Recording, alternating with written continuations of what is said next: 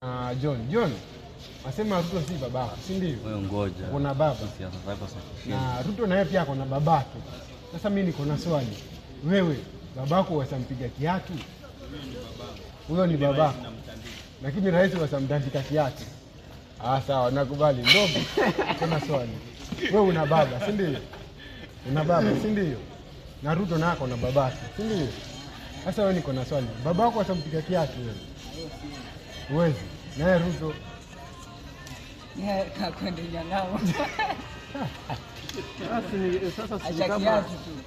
Sasa ni kama hawa askari tu wanaenda wanatandika mtu ambaye anaandika babake, lakini akitumwa kwa babake anaenda kutandika ule hawezi mpea lana. Wewe niko na swali, wewe umekaa hapo. Niko na swali, nikuulize. Wewe waweza babako na kiatu?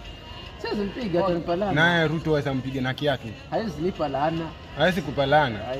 Sasa nikwambie. Kwa hivyo hata achana na kiatu. Wewe sikiza nikwambie. Nasikiza. Ule wakati wa majenzi anasema atawashutu wote mpaka waishe. Alikuwa anafanya kitu cha busara kweli. Sasa mbona sasa yeye anaanza kucomplain?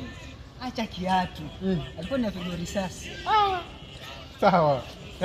Kiatu si kiatu. Nakubali John. Semaje hapo? Ni hata namnyeshia na mavi yenyewe.